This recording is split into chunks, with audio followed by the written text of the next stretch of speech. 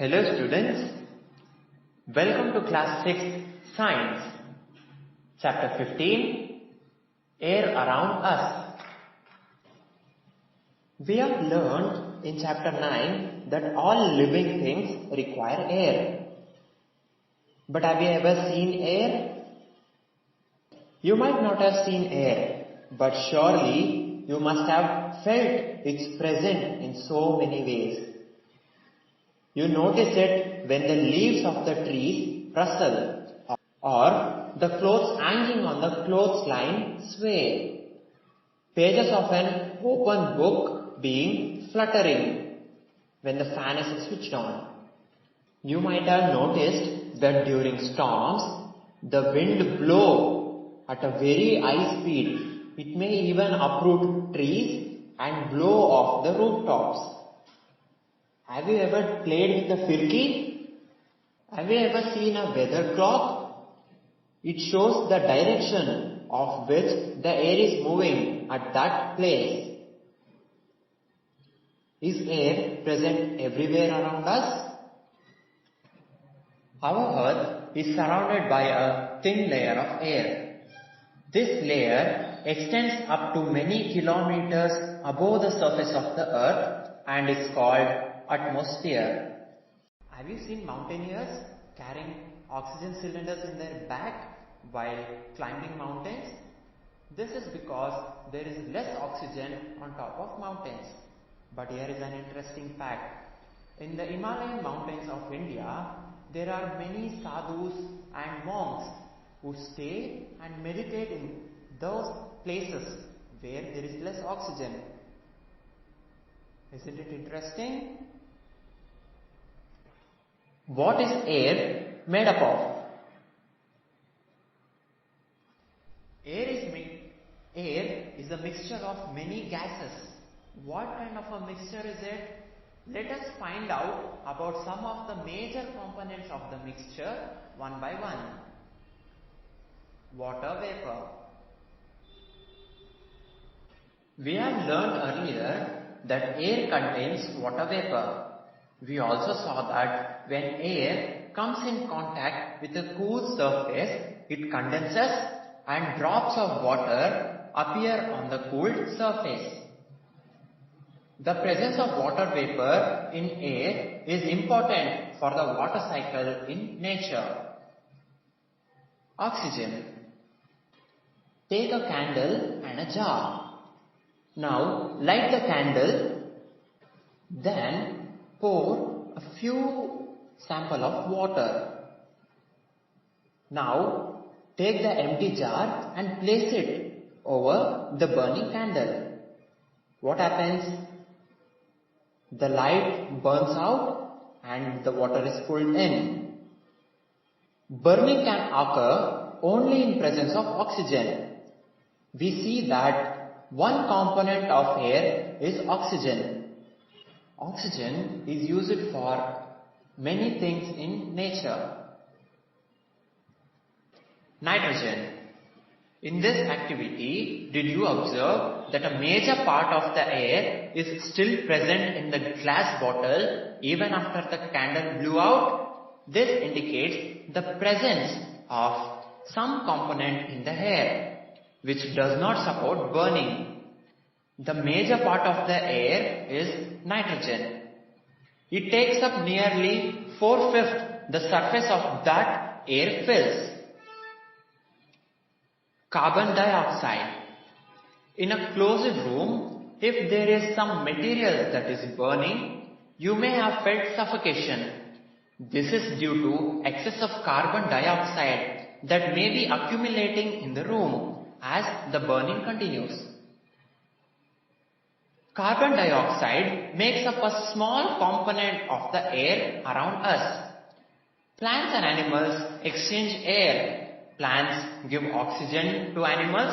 Animals give carbon dioxide to the plants. Dust and smoke. The burning of fuel also produces smoke. Smoke contains few gases and fine dust particles and is often harmful. This is why we see long chimneys in factories. This takes the harmful smoke and gases away from our noses. But it brings closer to the birds flying up in the sky.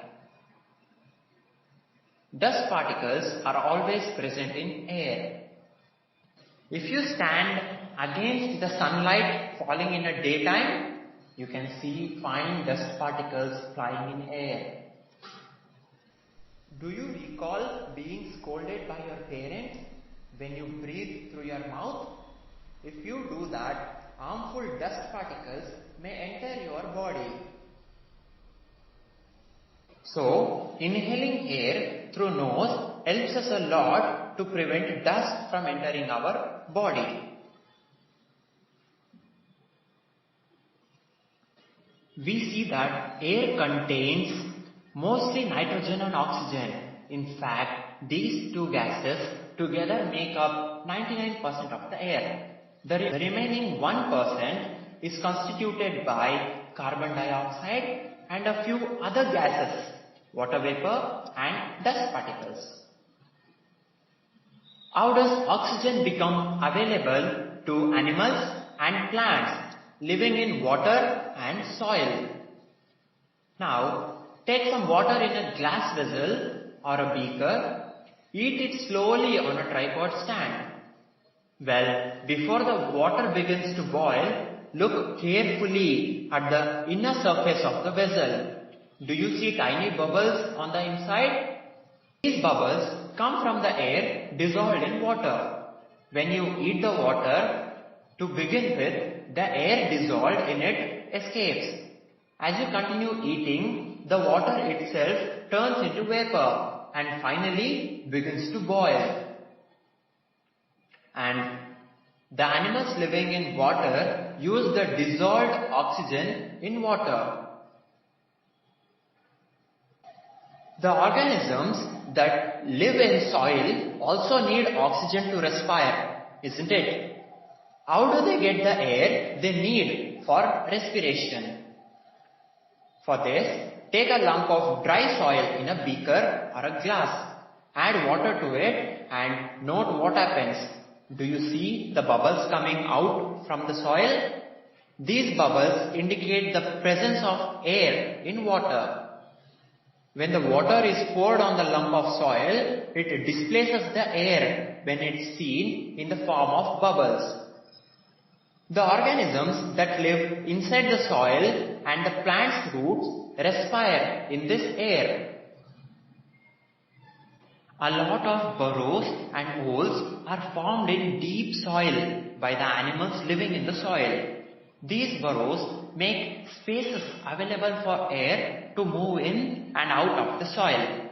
However, when it rains heavily, water fills up all the spaces occupied by the air in the soil. In this situation, the animals living in the soil have to come out for respiration.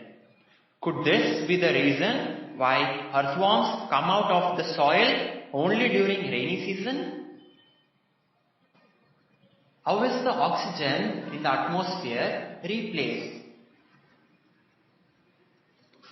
We read in earlier chapters about photosynthesis. In this process, plants make their own food and oxygen is produced along with it. Plants also consume oxygen for respiration, but they produce more of it than they consume. This is why we say plants produce oxygen. It is obvious that animals cannot live without plants. The balance of oxygen and carbon dioxide in the atmosphere is maintained through respiration in plants and animals and by the photosynthesis in plants. Have you heard about windmills? The wind makes the windmills rotate. The windmills is used to draw water from tube wells and to run floor mills. Windmills are also used to generate electricity. Air helps in the movement of sailing yacht, gliders, parachutes and aeroplanes. Birds bats and insects can fly due to the presence of air.